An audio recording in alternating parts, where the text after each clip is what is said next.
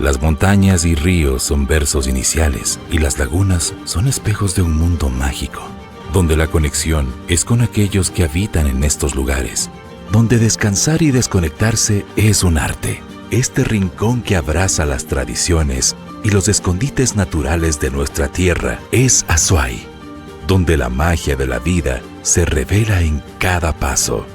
Azuay es el destino. J. Lloret Valdivieso, prefecto de Azuay. Autorización número 3104. CNE, Referéndum y Consulta Popular 2024.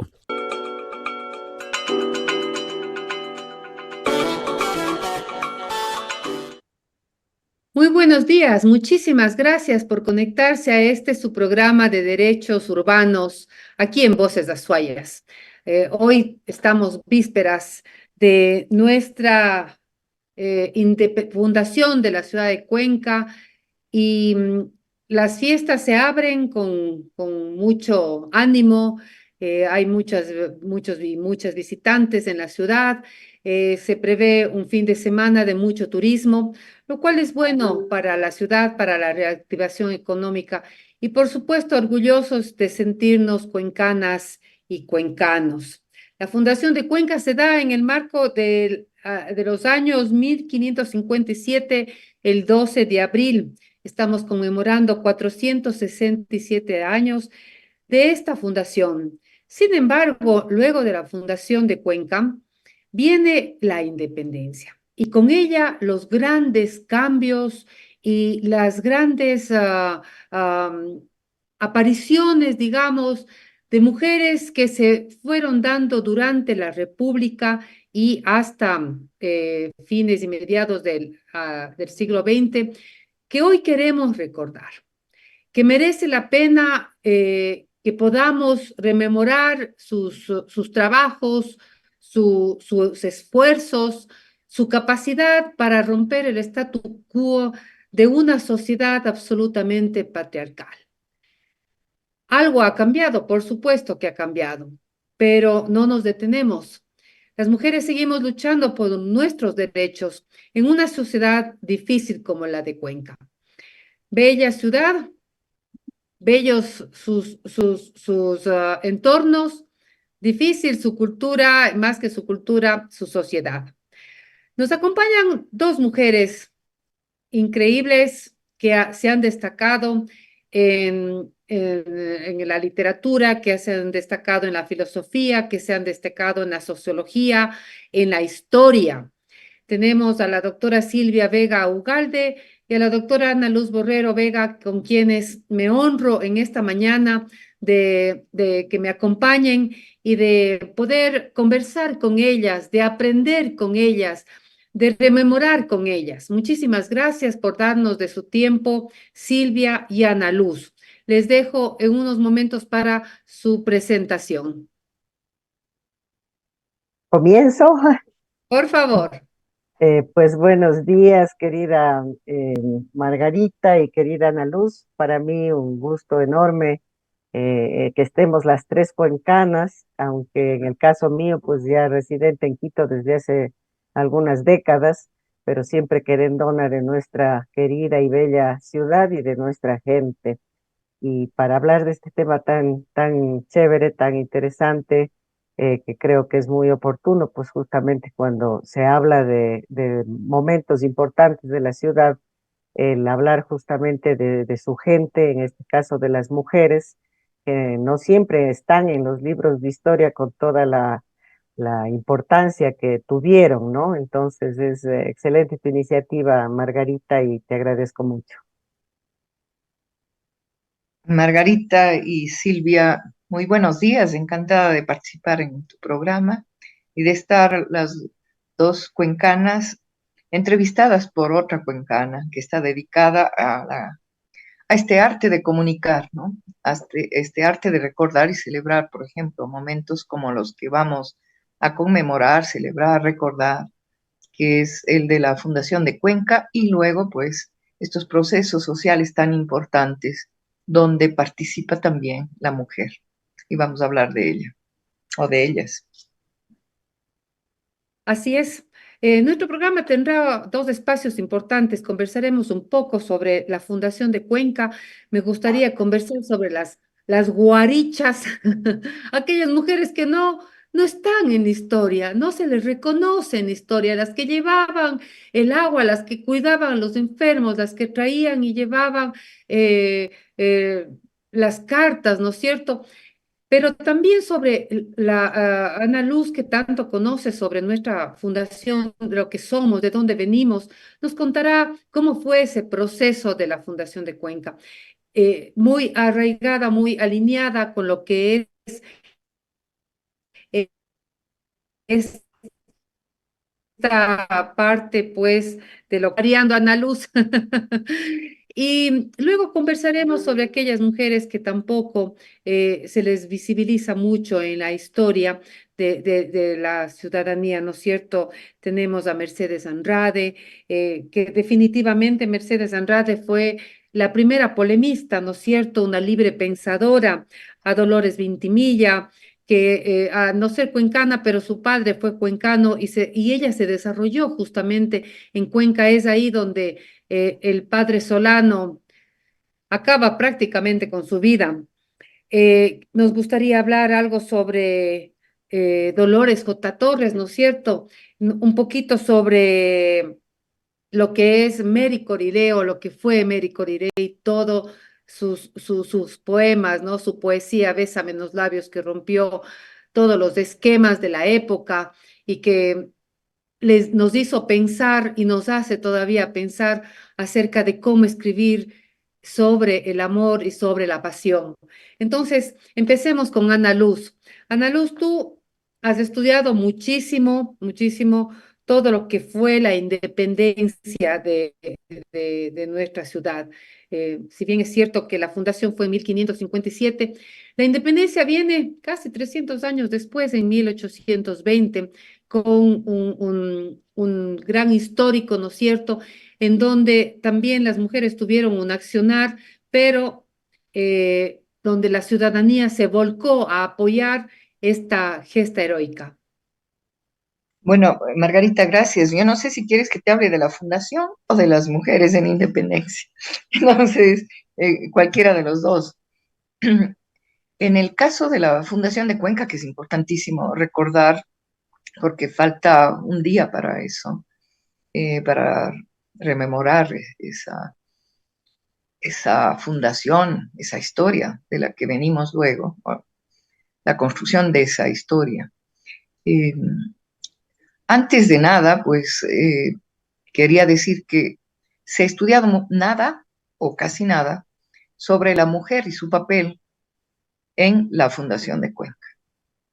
Básicamente se conoce a través de las actas de Cabildo que estuvo presente una vecina, es una viuda, Mary López o Mari López, Mari sería en español, o Mari Nuño, que también se le conoce, que recuerden ustedes que el momento que quedaba viuda una mujer podía recuperar parte de su, luego sería de su derecho a vecindad, de su derecho de acción pública o de un derecho de libertad de dirigir su casa, administrarla y por supuesto de organizar su vida, ¿no? Es decir, tener una independencia en relación con el esposo.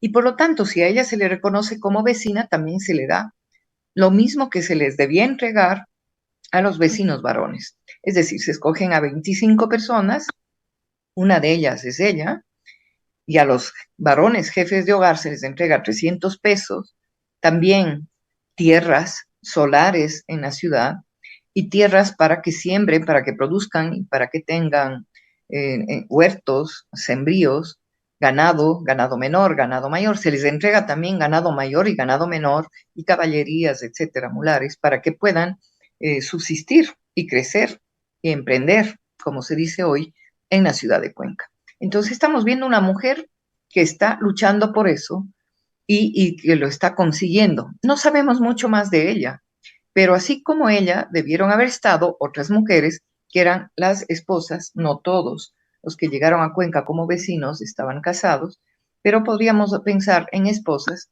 y Eso por un lado, en estos análisis de actores sociales o de sujetos de la historia, y deben haber estado muchas mujeres de las que sabemos muy poco o nada. Las indígenas que estuvieron aquí, que estuvieron luego apoyando este proceso o también sirviendo, o podrían haber estado en otros cargos que no conocemos, no por falta de interés, sino porque no hay fuentes que nos hablen de ellas, o muy poco. Pero es seguro que no se podía construir una ciudad como la de Cuenca sin mujeres.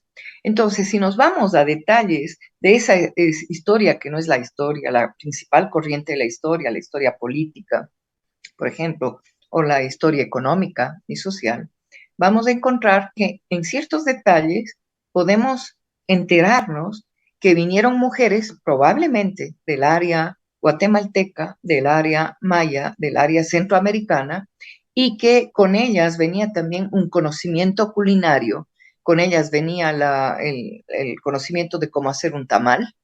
No sé si había tamal aquí en los Andes, pero sí había tamal con certeza total en la zona centroamericana.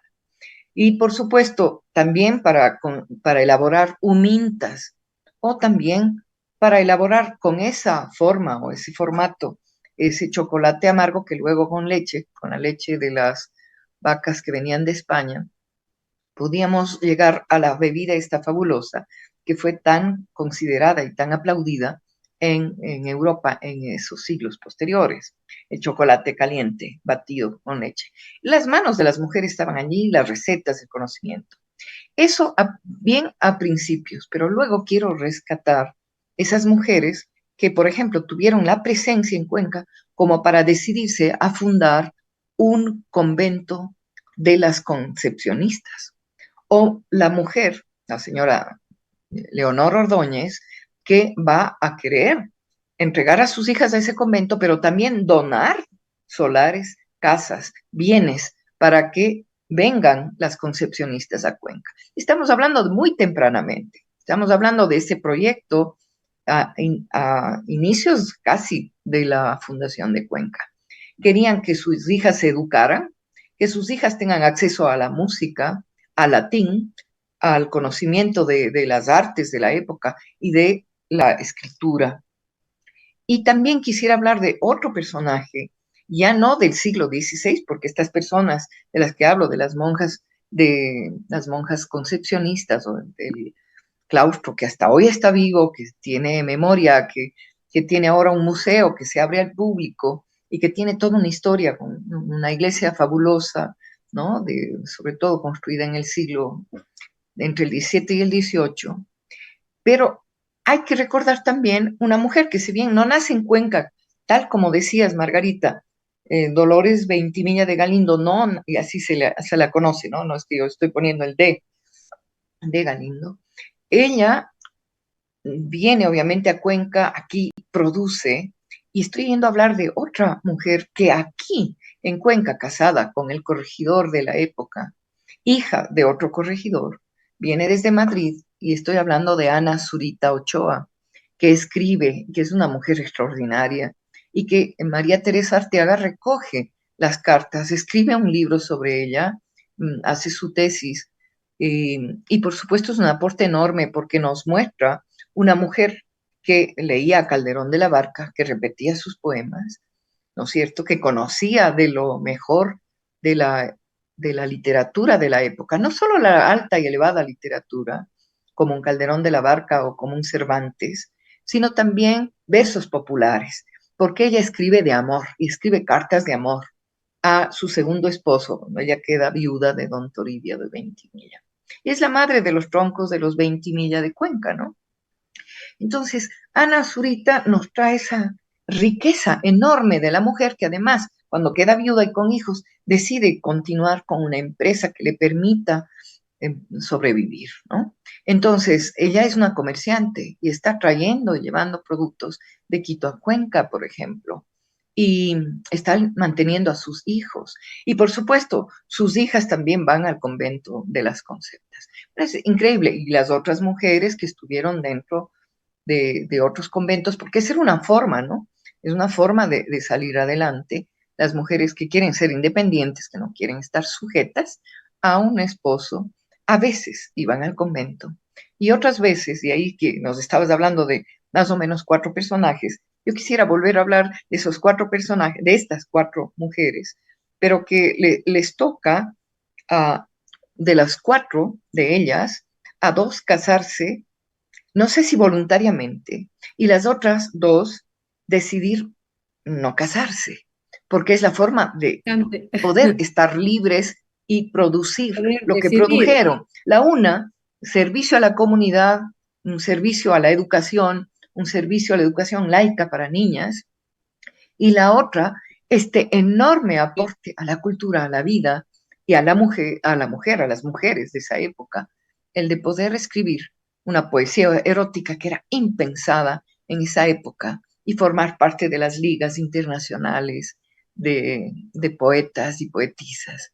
Entonces, Tú sí, hablaste, es, claro, tú hablaste hace un momento de la gastronomía de Cuenca y cómo posiblemente vinieron mujeres del norte de América, América Central, y nos trajeron el tamal, nos trajeron tal vez la humita, ¿no es cierto?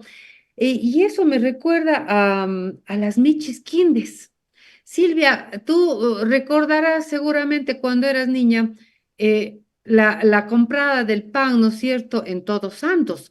Y habían varias michis, la michi, ni sé cómo, pero la que más a mí se me quedó era la michi quinde.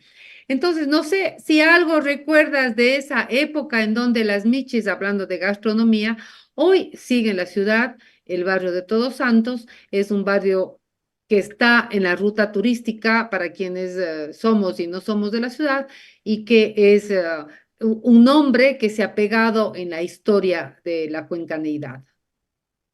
Sabes que no, Margarita, no puedo hablar de estas personas que tú mencionas. Pues yo era guagua chiquita y mimada, que esperaba en la casa que lleguen las hermanos mayores con el pan, con la leche, con Mm. todo, y entonces no, en realidad no tengo memoria de esa De parte. esa parte. Bueno, pero siguen siendo las mujeres, ¿no? Las que siguen alimentando la ciudad y vamos en creciendo, ¿no? Ana Luz nos decía, mujeres independientes, mujeres que abrieron y tomaron la decisión sobre sus vidas, sobre sus propios cuerpos, ¿no? A no casarse, inclusive a ser no valoradas por una sociedad difícil. Empecemos pues, Silvia, con una de ellas y sería interesante recordar, tú escribiste un prólogo de un libro sobre la vida de Mercedes Andrade.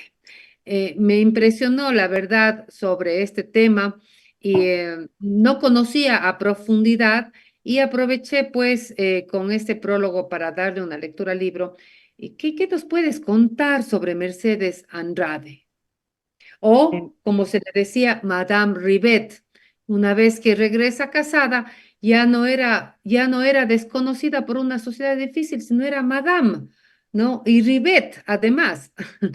Claro, tuve la suerte, la oportunidad de hacer ese prólogo por pedido de Juan Pablo Castro Rodas, hijo de Raquel Rodas, que es la autora del libro. Ella hizo una investigación realmente muy larga y muy importante, de mucha documentación, hizo muchas entrevistas, visitó varios archivos. Y el libro en realidad, que se llama justamente Mercedes Andrade, la innombrable, es a la vez una biografía de ella, pero también de Paul River, que fue pues su esposo, ¿no? Entonces es realmente un libro muy, muy valioso que publicó el municipio de Cuenca en el año 2019.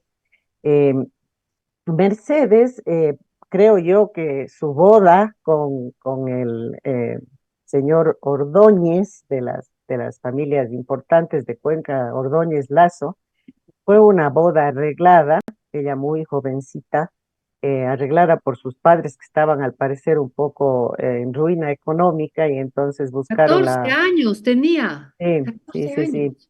Entonces, en realidad ese matrimonio de ella fue un matrimonio, digamos, penoso y muy eh, sufrido para ella, no, nunca se entendió bien, según se sabe, pues con su marido, y pues estuvo bajo los ojos de la suegra de Hortensia Mata, de la matrona Hortensia Mata, tan importante en la ciudad de Cuenca, porque ella decidió venirse del campo a la ciudad, digamos, dejándole un poco al esposo, pero claro, con los hijos del señor Ordóñez y con la mirada de la suegra al frente, en la casa del frente, digamos, ¿no? Hasta que, digamos, se produce esta situación impresionante para la época, que es, pues, que empieza a frecuentar a la familia, en principio como médico, como, digamos, para hablar más bien de los temas de la salud y por una relación de ella, de Mercedes y su hermana con estas personas de la misión geodésica francesa, y termina enamorada de Paul Rivet y hace algo impensable y enormemente valiente, y pues no sé qué adjetivo ponerle en realidad a la decisión de huir de Cuenca disfrazada, ¿no? Para llegar a Guayaquil y poder viajar, digamos, a unirse con su amado, ¿no? Entonces, esto para ella era una verdadera odisea porque tenía que irse por el camino, pues, de Molleturo Naranjal, que era un camino de mulas, digamos, no, no era carrozable, y con todos los riesgos, primero de ser descubierta y segundo de que podía morirse en el camino, digamos así, ¿no? Y con el pesar, digamos así, de tener que dejar a sus hijos. Entonces, para ella, toda la etapa en la cual todavía vivió su esposo, no recuerdo exactamente el año en el que muere, y entonces ella puede, a partir de allí, casarse con Paul Rivet. Todo ese tiempo estuvo separada de sus hijos y hubo una serie de peripecias en donde ella buscaba la anulación del matrimonio y una serie creo que hubo incluso una visita al Papa para posibilitar que los hijos puedan unirse con su madre. En fin, ella sufrió seguramente mucho por eso. Sus hijos deben haber sufrido mucho también por la separación de su madre, pero fue una verdadera odisea la que ella vivió en toda esta decisión, que era realmente una decisión radicalmente revolucionaria para su momento, pues no para su época, el ir tras de un amante, digamos así, ¿no? Y claro, la segunda etapa de su vida, que es ya la experiencia en Francia, con Paul Rivet, que era pues, un científico de renombre y además un político muy comprometido en la lucha pacifista contra las guerras. Les tocó vivir justamente esa época de la guerra, porque estamos hablando de una mujer que nació a fines de No me equivoco, 1770. 1930 más o menos ya puede casarse con Paul River. Es- Lo sí, interesante es que tiene que salir de Cuenca para tener libertad y luego dedicarse a escribir, ¿no? Qué contrariedad con lo que ahora pasa, ¿no? Muchos quieren ir a Cuenca para inspirarse, para escribir. En esa época le tocó salir de Cuenca y es en París donde empieza a desarrollar, ¿no es cierto?, su capacidad como escritora y después una sociedad que le recibe como Madame Rivet. Ya no claro, es con mucho. innombrable. Ya no es la innombrable, claro, ahora viene como esposa del científico de renombre, pero claro, ella se distingue, yo creo que más que por ser, y eso lo dice Raquel claramente, esta no es una heroína de la patria, no es una persona como otras mujeres, digamos, que se destacan por eso, se destaca más bien por la ruptura del status quo en la vida cotidiana, ¿no? Y claro, ella en París era como la persona que organizaba y ayudaba a Paul Rivet a reunirse con los científicos del mundo entero en su casa, y también con los ecuatorianos que iban y visitaban la casa de ellos, ¿no? Entonces, más que ser una escritora o una política o una periodista, digamos así, que se destaque por ese lado, es más bien la persona que se va adaptando en esta etapa ya la segunda en Francia, adaptando a la vida de un marido totalmente distinto, digamos, a lo que ella hubiera podido pensar como esposa del señor Ordóñez, ¿no? Entonces es toda esa capacidad, digamos, de adaptación humana para una relación que tuvo sus bemoles, ¿no? Porque, digamos, él Situación difícil. hizo muchos viajes, tuvo que hacer muchos viajes, entonces hubo muchas etapas en que estuvieron solos, estuvieron perseguidos.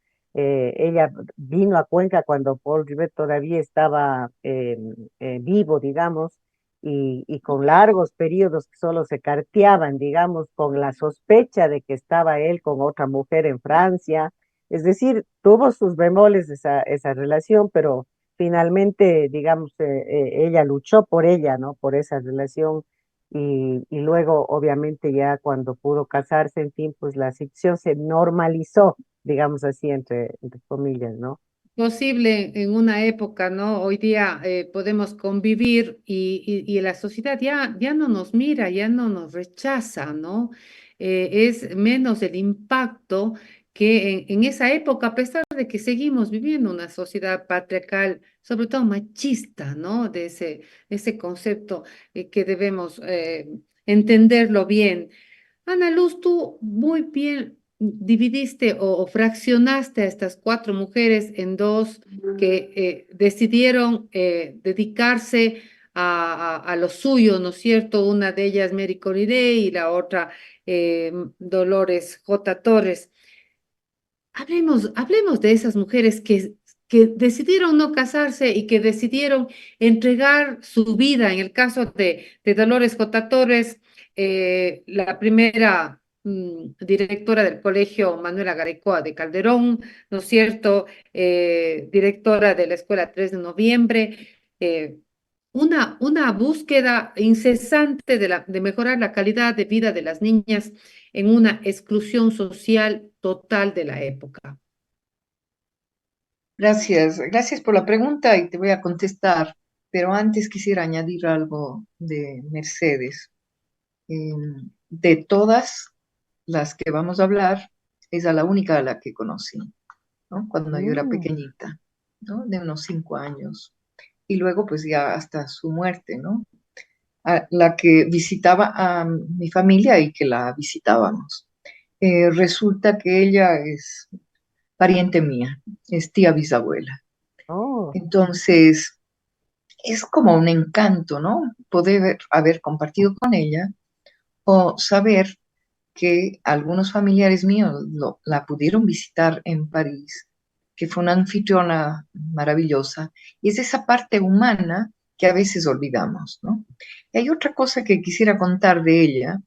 Los grandes musicólogos que estudiaron la producción musical de la América andina, de la América mestiza, lo que queda de la música andina de principios de siglo y más.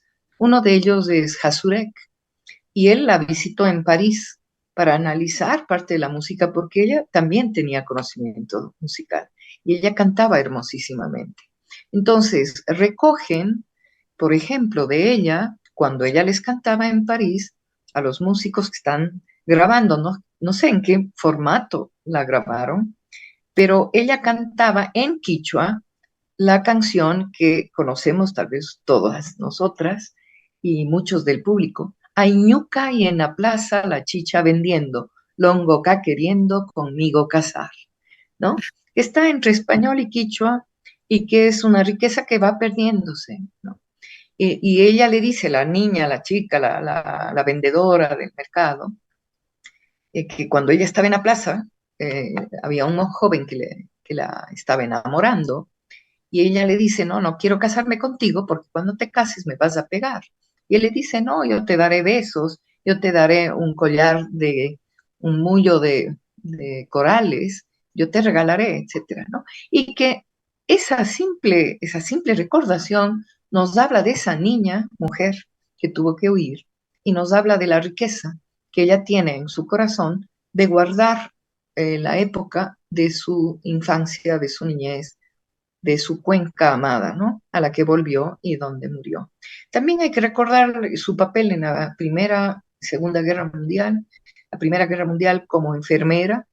Ella, cuando yo le conocí, tenía una manito, no sé si era la derecha o la izquierda, eso hay que como buscar en la biografía de ella, en el libro muy importante y grande que hizo Raquel Rodas, en donde prologa a Silvia, en donde su mano no la servía casi de nada. ¿Por qué? Porque fue herida, mientras ayudaba a los heridos, mientras hacía transfusiones de sangre, mientras salvaba vidas.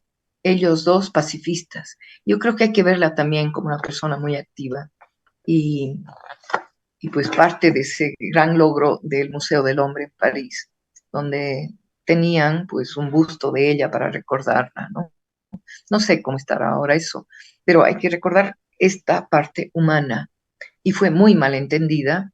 Y hay otra cosa, si le llaman la innombrable, es porque la familia Ordóñez Mata no la nombraba y que además todas las fotos de familia fue ella como se hace y se hacía en el pasado y creo que se sigue haciendo hoy, tacharla, borrarla de las fotos oficiales. Entonces, cuando vemos fotos de la familia Ordóñez Mata y ella está tachada, borrada, estamos hablando de ella.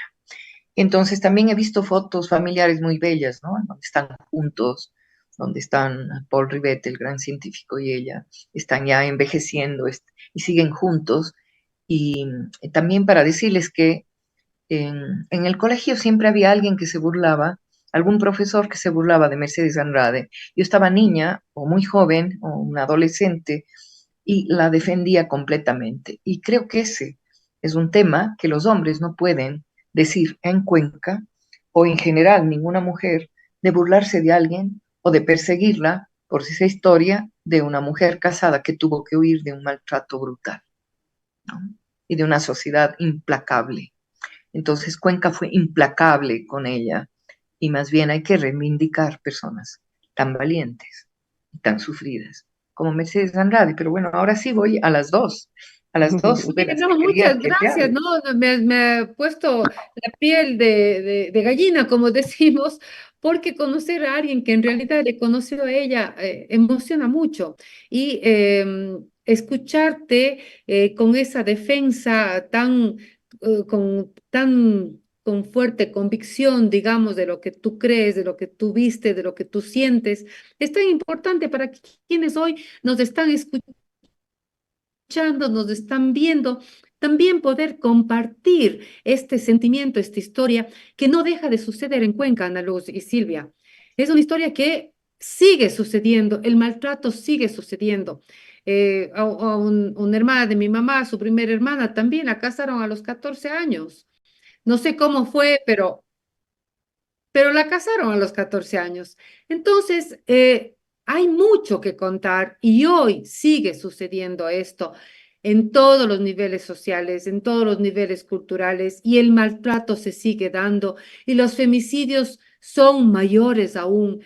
Entonces, reivindicar estos nombres de estas mujeres valientes que le hicieron afrenta a una sociedad, como tú dices, Ana Luz, tremendamente fuerte, patriarcal, es emocionante, es necesario para nuestra historia, para nuestra reivindicación de nuestros derechos.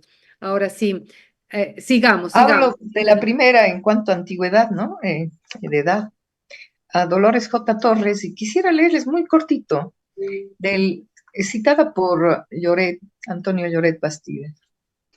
Biografía pedagógica, ¿no? Porque a él le interesa más la parte pedagógica en esta parte de Dolores J. Torres. Más allá de hablar de ella, que sí voy a hacerlo un poquito, quisiera solo citarle a ella en esta pequeña breve lectura. Bueno, como sabemos, nace en 1897, es más joven, 20 años más joven que la famosa Mercedes Andrade, por lo menos famosa en Cuenca y también famosa en su época en París. Y estamos yendo a leer este cortito escrito de ella de 1930. Desearía sea maestra la mujer que, a la autoridad, jamás llegue a los dinteles de la adulación, ni menoscabe su dignidad y buen nombre. La mujer que libre de egoísmo y pretensión sea para sus colegas amiga sincera y base de apoyo para que la solidaridad y la unión sean las piedras angulares del perfeccionamiento docente. Vemos su vocación docente, pero también estamos hablando de la visión de libertad, de dignidad, de buen nombre, ¿no? De la mujer independiente y no aduladora de la autoridad. Esto es importante y creo que dice parte de su carácter, ¿no? Eh, Ella no vive tan largo como, por ejemplo, Mercedes Andrade, ni tan corto como Dolores Veintimilla. Voy a decir la época de nacimiento. Dolores J. Torres, 1897, y muere en Cuenca en 1955. Es decir, si hablamos de la mujer educadora laica, debemos hablar de ella.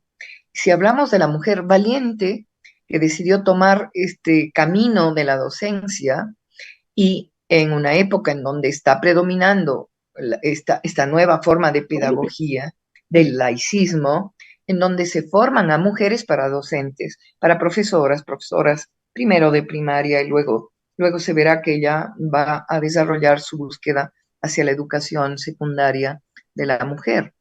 Entonces, vemos también que esas mujeres logran, porque se le da una beca a Quito para que estudie en el normal, ¿no? Para que estudie para docente. Y va a venir a Cuenca, a su ciudad natal, para fundar una escuelita de niñas. Pero es que no es que viene ella a buscar la fundación, es que se le da, se le ofrece, se le permite trabajar. Y detrás de eso tenemos también a hombres que creen en las mujeres. Quisiera hablar de, por ejemplo, de Daniel Córdoba Toral, ¿no?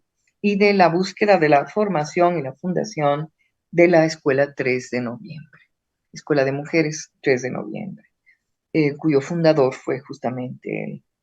Y vemos cómo hay esa fuerza en algunas personas para abrir espacios para otras. Por ejemplo, la necesidad absoluta que tenía Cuenca de una escuela laica y de una escuela para niñas de todas, hijas de ateos, hijas de liberales o hijas de los grupos y estratos populares, que tengan la posibilidad, una escuela municipal. Hablamos del papel que deben tener todos los municipios, que tuvieron los municipios, en la formación de escuelas y en la dotación de una serie de recursos para que la mujer estudie. Y hablando de educación de la mujer, en 1894, vuelvo a Mercedes Andrade, ella estudió Bellas Artes, que se abrió para las mujeres también, esa oportunidad de que entrara con Tomás Povedano, etcétera, ¿no? En Cuenca vemos una posibilidad, ya sea por las artes o ya sea por la educación y para la educación. Y Dolores J. Torres va a ser una abanderada de la educación laica y luego una abanderada de la educación de calidad. Entonces, ella, con otras personas, obviamente, va a fundar el Colegio Garaycoa, tal como lo decías, Margarita, ¿no? Recordando también a una valiosa mujer que vivió parte de su vida en Cuenca, Manuela Garaycoa de Calderón, ¿no? Así es, sí, vale la pena Entonces, recordar estas mujeres emprendedoras y relacionadas sobre todo con la educación. Silvia, tú estás muy Quizá, relacionada Margarita, con tal vez esto. un par de cositas adicionales Por de favor. Dolores J. Torres es, digamos, resaltar el origen humilde de ella, ¿no? Su origen social, digamos, de un hogar más bien pobre, entiendo que un hogar sin padre, y pues el apoyo enorme que tuvo de su madre justamente para que se eduque y que luego pueda irse a- o venir a Quito, pues, al Manuela Cañizares, ¿no? Eso por un lado. Y luego el tema del aporte innovativo, digamos, en la educación, porque claro, ella se forma en el Manuela Cañizares con todo el influjo de esta misión alemana que estaba tratando de revolucionar un poco los métodos educativos justamente laicos y entonces viene con nuevos conceptos de darle en la escuela, digamos, el sentido de acogida a los niños, a las niñas, de tenerlos contentos, alegres, que no sea una educación a la que se tengan que enfrentar con caras de ogros y con el reglazo encima, sino más bien una escuela donde sean acogidos como una segunda casa y que además puedan eh, aprender de una manera mucho más práctica y con una cercanía, digamos, en donde los profesores, profesoras tenían que tener nociones por lo menos de psicología infantil para poder hacer una educación mucho más integral. Entonces creo que es súper interesante como contextualizarle a ella, ¿no? Porque para las mujeres de estratos más populares o de hogares pobres es mucho más difícil. Y entonces ella pues superó todas las dificultades de ese origen, digamos, más humilde y pues llegó a ser la mujeraza que fue, ¿no? Claro, y justo te Ya, iba a preguntar, tú, sí, por favor, Ana Luz. sí, quisiera añadir una cosa, ¿no? Aparte que la sociedad cuencana pudo haberle perseguido, como en el Progreso, con Juventino Vélez, que estaba en contra de la educación laica, también la reconoció la sociedad cuencana, pero también el país. En la época del gobierno del presidente Galo Plaza Lazo, se le concedió un reconocimiento muy elevado, el más grande que podía darse en el Ecuador en ese momento, y que tenía ese nombre, como sigue teniendo hoy en Francia cualquier reconocimiento a una mujer, la orden de caballero, de gran caballero, ¿no? Debería ser caballeresa o caballera, pero bueno. En todo caso, sí se la reconoció en vida ese aporte que hizo a la educación y esa fuerza que tuvo por la educación de los estratos más populares de la mujer humilde o de las niñas de origen humilde.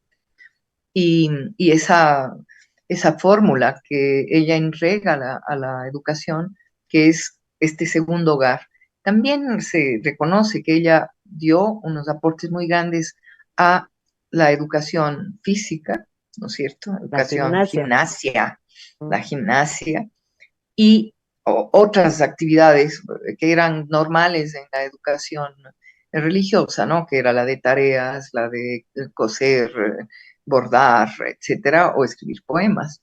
Pero también les va a dar a ellos, a los niños, a las niñas, en particular a las niñas, una formación que era indispensable en esa época y que hoy ha desaparecido. La educación natal, conocer el lugar, conocer la calle donde vives, el parque, la plaza, el cómo llegar de tu casa a la escuela sola, eh, el de tener independencia, el de saber cómo ir al banco, etcétera, ¿no? Eso también es importante, aparte de ese amor que ya dijo la Silvia, ¿no? Enseñarles con amor. Eso, Enseñar, solamente quería añadir eso. porque Fue reconocida hasta hace en el pocos años, gobierno Marta, liberal de Plaza. así es, a mis hijos en la Salle les daban con la regla en la escuela, en la regla en la mano, seguramente porque eran niños, pero bueno, sí, a mí me impresionó mucho cuando pude conocer un poco de la biografía de Dolores J. Torres, por esto de que fue la que incursionó en el deporte a las niñas, ¿no? Entonces, eso llama la atención aún hoy en día y esto de que el amor es la base principal en la educación, creo que eso es sumamente importante. Tal vez alguna cosa más, Silvia, para pasar a Mary Corilé. Sí, bueno, pasemos a Mary Corilé, que en realidad, aparte de la beta poética, pues, y de esta avanzada de poesía erótica, digamos así, que es lo que se le reconoce principalmente a ella y en ese sentido como pionera, ciertamente tuvo en realidad creo que fue una mujer polifacética, ¿no? Porque no solo fue una poetisa, no solo fue una escritora, montones, decenas de obras, pero fue también periodista, fue parte del Mercurio, creo que fue del comité del consejo editorial del periódico, y entiendo que desde esa posición de periodista fue una persona contestataria también en los temas políticos, ¿no? que era, digamos, algo raro y todavía poco pensable Usual. para las mujeres de su tiempo. Ella también está, digamos, sus primeros años son fines de, bueno, nace en 1894 y o sea, los primeros años del siglo XX eran años, digamos, y décadas totalmente eh, negadas, digamos, para la participación más activa de las mujeres, ¿no? Así Claro, es. vamos a conmemorar ya mismo los 100 años del, del derecho al voto, Sí.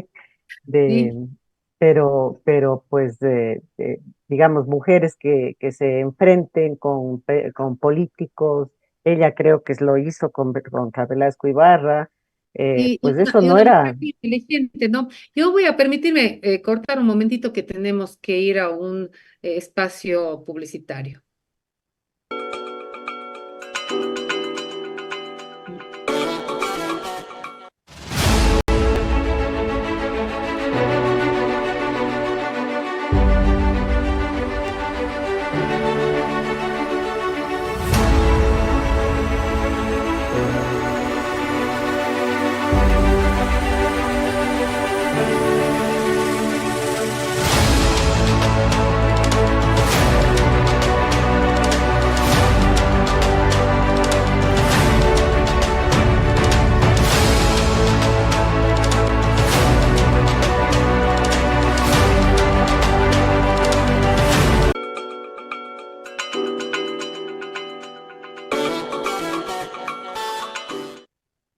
Muchísimas gracias por conectarse y estar acompañándonos hoy en este programa de Derechos Urbanos. Tenemos la grata compañía de Ana Luz Borrero y de Silvia Vega Ugalde, quienes nos están conversando. Estamos conversando justamente de una gran mujer como fue Dolores J. Torres, que incursiona inclusive en la política dentro del área del periodismo, una contestataria que le hizo frente a las situaciones difíciles de la época. Todas las épocas son difíciles. Nosotros estamos también pasando por épocas difíciles, pero recordemos a Mary Corilé. Y para recordar a Mary Corilé me voy a permitir hacer una pequeña lectura de su poema que tanto nos yo realmente cuando lo leí me quedé impresionada, no se diga, allá por 1933, cuando ella lo hizo y lo publicó. Y dice así, mío, bésame, el beso es el goce supremo de la vida. Bésame en la boca y en tus dientes, y que tus dientes muerdan su pulpa roja, para que mi corazón sangre en tus labios y mi alma comulgue con la tuya. La primera estrofa de este famoso poema que rompió los esquemas allá en 1933. Ana Luz. Sí, pues continuaría, ¿no? Con otra parte del poema, bésame en la boca, tentación sangrienta, que en el marfilino color de mi tez tu mirada loca, bésala, tuya es. Bueno, es una mujer extraordinaria. ¿Quién se atrevería? ¿Quién se atrevería escribir esto en la cuenca de los años 30? Bueno, ella ya se había atrevido, no tanto, con la obra Canta la vida, que fue publicada en 1932 y que va mostrando esa personalidad fuertísima de ella, ¿no? Y bueno, aparte de su aporte a la poesía, que hay que seguir hablando más de esto, quisiera también hablar de que fue una mujer tan importante para la cultura, que es una de las fundadoras de la Biblioteca Municipal de Cuenca, que luego llevará el nombre de este personaje del que ya hablé, de quien apoyó tanto a Dolores J. Torres, a Daniel Córdoba Toral, el nombre de él en la biblioteca, y viendo que Ramona Cordero y León no puede ser entendida sin esa cuenca de la que ella también viene, aunque irrumpe en una modernidad poética, lírica, de forma única, para el país incluso, ¿no? Ella también va a ser muy importante en el campo porque se vincula con el mundo de las poetas de esa época o de las poetisas de esa época. es miembro de la Liga Internacional de Mujeres Ibéricas e Hispanoamericanas de la Literatura, ¿no? Entonces, sí, está dentro de esa línea de rupturas. Es una mujer que rompe con las estructuras y ella, pues, por supuesto, debió haberse decidido quedar soltera, como decíamos al principio, ¿no? La única forma de ser libre, y ella era una mujer libre, era asumiendo esa postura de nadie me va a casar con nadie, ¿no? No me voy a casar. Que No no es la quiere decir que no necesidad habrá tenido un novio, un amante o un admirador y todo esto que ella refleja es de la experiencia, ¿no? No es solamente así, porque cree que románticamente así se vivía. Hay de una haber persona que es, enamorado, seguramente. seguro que sí, Seguro que sí, seguro, porque para sí. escribir así, ¿no? Y las obras que tú acabas de mencionar también, y incluso la necesidad de cambiar, poner un seudónimo para poder presentarse, también se ve cómo era la sociedad, ¿no? No sé, Silvia, tú qué nos puedes aportar con en esta conocimiento de Marie Curie, que ya nos van quedando apenas unos 10 minutos de, de conversación. Sabes que yo, justo por los 10 minutos ya cortitos que tenemos, quiero traer al recuerdo a otra mujer, a una quinta, que tal vez no estaba prevista, que es más contemporánea y que tuvimos la suerte de ser sus amigas, pero que fue otra irruptora fuerte, digamos, que es Piedad Moscoso Serrano. Es otra mujer que decidió también estar en soltería y que pues tiene una serie de aportes, ¿no? Ella nació en los años 30, 1932 creo, y murió no hace mucho, ¿no? Creo que en el 2000, 2009, 2010. Y Piedad, la primera médica, según entiendo, la primera médica de la Universidad de Cuenca, la primera médica mujer o no. No sé si fue la No, primera. porque el Dolores 20, perdón, estamos hablando también de Dolores y no hemos dicho nada de ella todavía. Matilde Hidalgo estudió en la Universidad de Cuenca, Sí, estudió medicina, pero el doctorado lo obtuvo en la Universidad Central. Entonces, la Ah, primera ya, mujer que estudia medicina es claro, la pero claro, Matilde. como cuencana, graduada en Cuenca médica, creo que Mm, es una de las primeras o la primera mujer. Sí, sí. en eso Y yo, tiene razón en cuanto a Piedad. Y yo creo que que Piedad, digamos, como médica hizo toda una labor. Recuerdo ese consultorio que siempre estaba ebulleciente, pues a la subida del vado, ¿no? Donde ella ¿cómo se llamaba la otra doctora que Doctora estaba Cecil Durán. Cecil Con la Durán. Ceci, las dos doctoras hacían una labor impresionante como médicas, de prevención, de promoción de la salud, etcétera. Claro, Piedad también fue maestra y se destacó como maestra, pero yo quiero rescatar sobre todo su memoria en el sentido de que fue siempre una persona políticamente muy contestataria, ¿no? Ella se autodefinía como anarquista, artística. eh, y siempre, digamos, estuvo cerca de los movimientos estudiantiles, de los movimientos antidictatoriales, siempre en las luchas, digamos, sociales y políticas, y con un papel destacadísimo en la formación de las primeras organizaciones feministas, digamos así, de Cuenca, ¿no? El Frente Amplio de Mujeres, el Frente 8 de Marzo. Yo misma fui parte de cuando creo que tenía 17 años del Frente Amplio de Mujeres, que fue como en los años 70, ¿no? Y ella era, pero pertinaz, convencida de la importancia de que las mujeres estemos organizadas para poder ser escuchadas.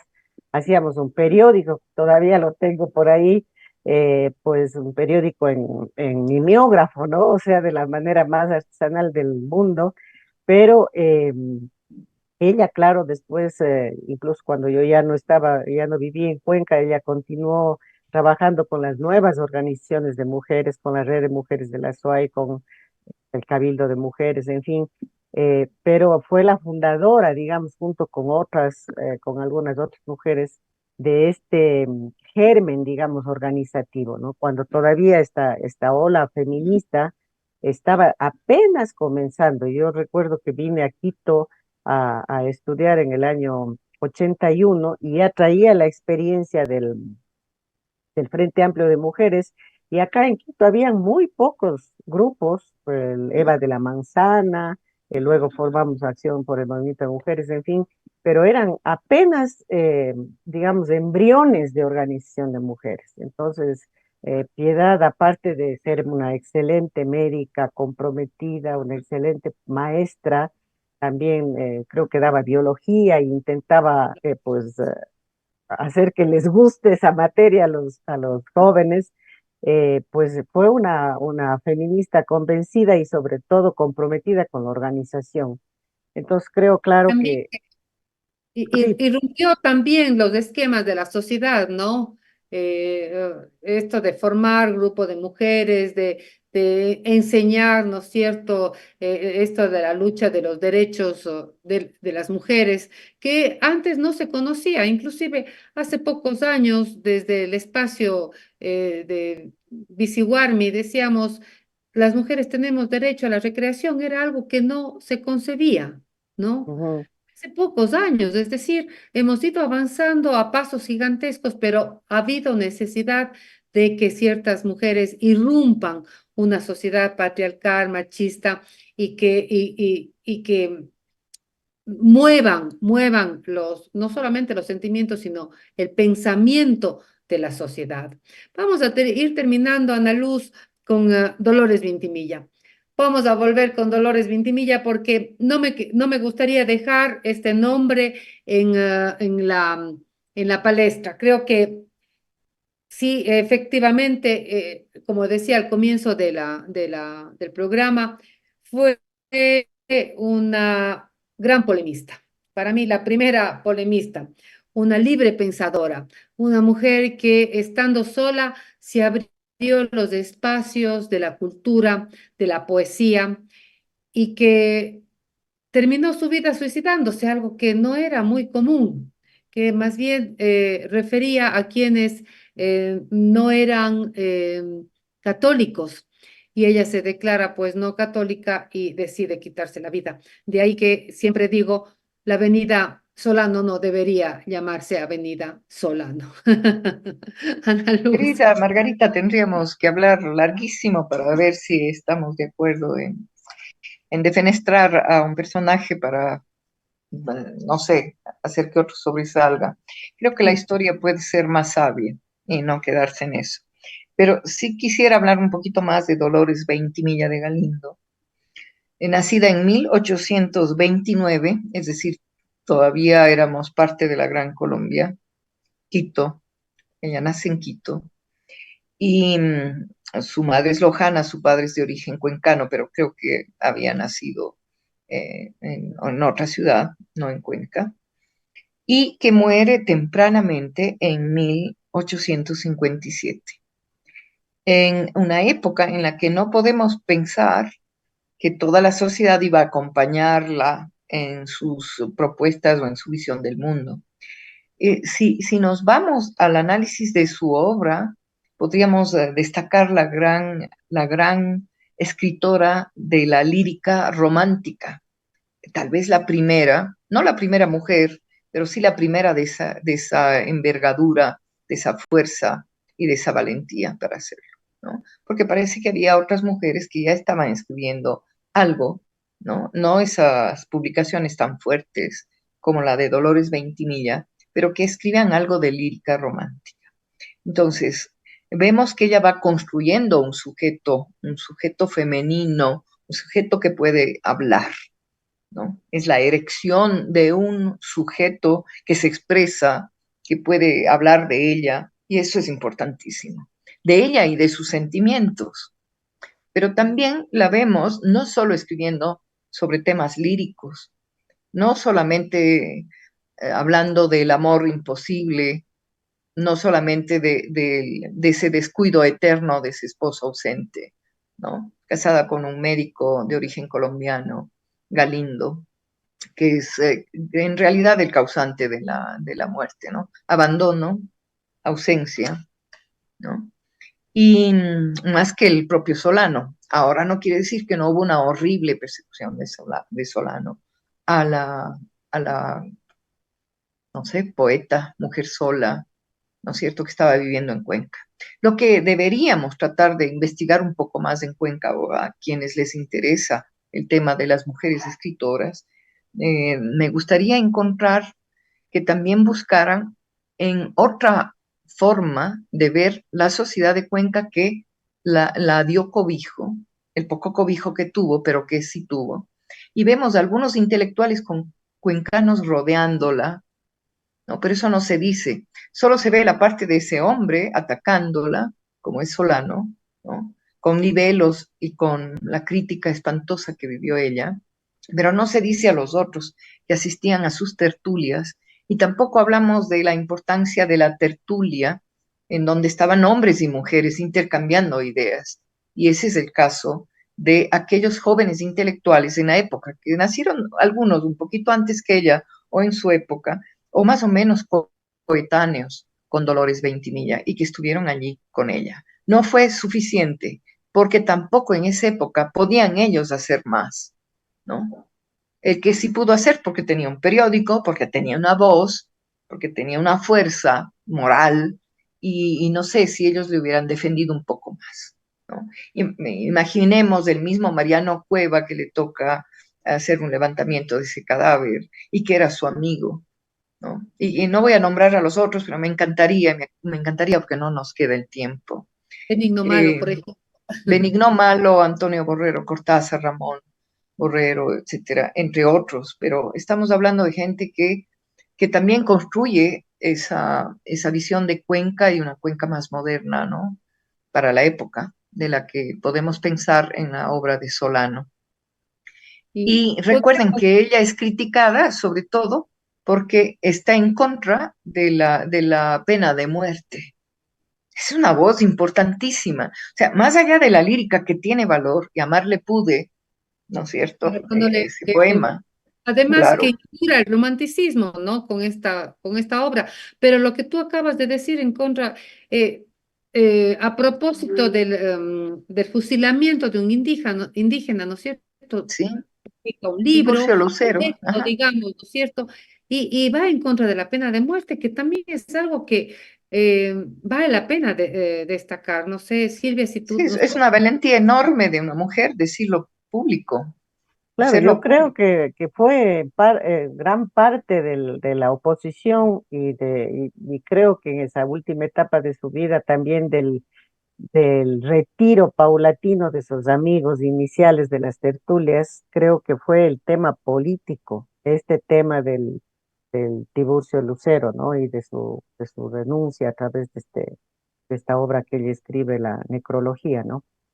Creo que por allí fueron los ataques principales y claro, pues el contexto de una mujer sola, empobrecida, porque si bien dicen que el señor Galindo le mandaba algún dinero para cuidar a su hijo, pero en general creo que tuvo que dejar su casa, en fin, porque no tenía recursos, digamos. Entonces, era una persona que por varios flancos de su vida podía ser vista como débil y de eso se aprovecharon, ¿no? Pero creo que fue básicamente un tema político el que llevó a la mayor virulencia del ataque, ¿no? Bueno, Así es, bueno, yo creo que vale recordar todos estos nombres que añadió Silvia, una mujer, una médica valiosa. Eh, yo creo que todos estos nombres tienen que ser eh, recordados, estudiados, ¿no es cierto? Analizados con mayor profundidad. No permite este espacio, pero agradeciendo muchísimo a Margarita por habernos permitido hablar más desde el corazón que, no sé, una búsqueda precisa, histórica, literaria, de análisis literario, de análisis, no sé, de su actuación en la pedagogía o en la literatura o en periodismo, o en el arte. Entonces, sí, más bien hablar desde el corazón de estas mujeres desde nuestro corazón, hablo del mío, desde lo que conocemos de ella y no pretender hacer nada más que un homenaje, ¿no? Un homenaje a su memoria. Así es, les voy a ir dejando sus palabras finales. Yo me he emocionado mucho de escucharlas, de aprender a través de sus conocimientos, de sus experiencias, y creo que es una maravillosa manera de celebrar a Cuenca en sus 467 años de fundación. Silvia, les voy a dejar en sus últimas palabras. Y agradecerte mucho, Margarita, es decirte, Ana Luz, que he aprendido montones de escuchándote y que ha sido para mí un hermoso programa y que me deja la inquietud, ciertamente, que de lo que tú decías hace un momento, Ana Luz, de lo importante que es estudiar estas vidas, buscarnos las fuentes, porque si vemos mucho de estas mujeres, son mujeres en su mayoría, salvo quizá el caso de Dolores J. Torres, pero que por su destacado papel como educadora, es una mujer muy de élite, digamos, pero la mayoría de mujeres y de historias de las mujeres de las que hemos hablado y que se conocen son mujeres de las clases, digamos, adineradas o de las clases pudientes que tuvieron la oportunidad de educarse, de leer, escribir, en fin, ¿no? Entonces yo creo que hay mucho, mucho, mucho de la otra historia, digamos, de muchas otras mujeres que seguramente habrá que hurgar mucho más los archivos para ver dónde podemos encontrar fuentes que nos hablen de ese otro conjunto de mujeres que a lo mejor hacen luchas mucho más cotidianas, pero que son las que van abriendo camino, ¿no? Entonces sí, sí, nos hace falta, ojalá las nuevas generaciones se entusiasmen de hacer esa búsqueda. Muchas gracias, Margarita. Ana Luz. Gracias, Margarita. Si bien hablé de algunos autores, yo quería decir que las fuentes que utilizamos o que he utilizado para hablar cortísimo de ellas fueron escritas por mujeres, excepto Antonio Lloret. Estamos hablando de María Teresa Arteaga, estamos hablando de Raquel Rodas, estamos hablando de Alexandra Astudillo, etcétera. Y creo que no es solamente un deber de las mujeres de escribir sobre mujeres, yo creo que es el momento en que todos los jóvenes, hombres y mujeres, deberían adentrarse en esta búsqueda hermosa, además, de conocernos mejor y conocer más sobre las mujeres que lucharon en la vida cotidiana, pero también lucharon por su independencia, por su libertad y por mejorar la sociedad en muchos de estos casos. Muchísimas gracias, Margarita, por este espacio y muchas gracias, Silvia, por habernos traído, ¿no?, al presente a estas luchas de las dos médicas que hacían obra enorme con gente humilde, gente pobre, y que también formaron a los jóvenes y sobre todo a las mujeres que luego estarían en la lucha social y en los movimientos sociales de Cuenca y en el país. Muchas gracias. Gracias a ustedes, amigas y amigos, muchísimas gracias por habernos acompañado en esta mañana.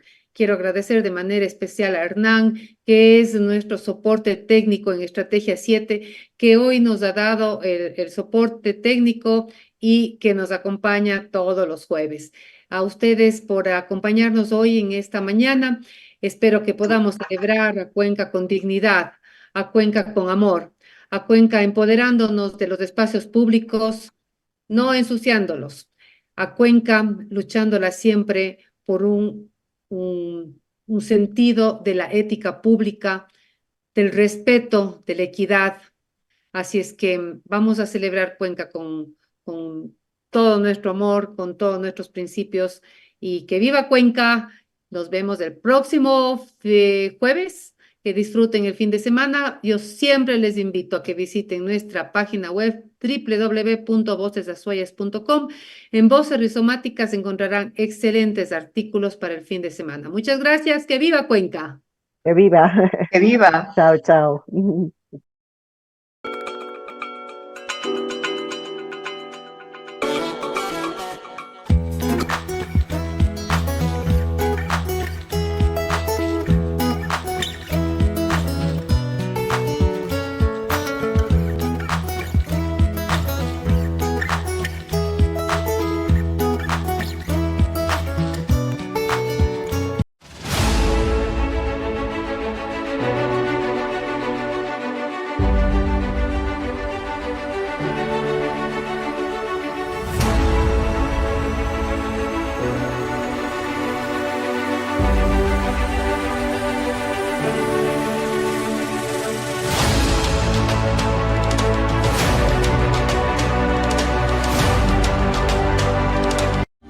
Las montañas y ríos son versos iniciales y las lagunas son espejos de un mundo mágico, donde la conexión es con aquellos que habitan en estos lugares, donde descansar y desconectarse es un arte. Este rincón que abraza las tradiciones y los escondites naturales de nuestra tierra es Azuay, donde la magia de la vida se revela en cada paso. Azuay es el destino. J. Lloret Valdivieso, prefecto de Azuay. Autorización número 3104. CNE, Referéndum y Consulta Popular 2024.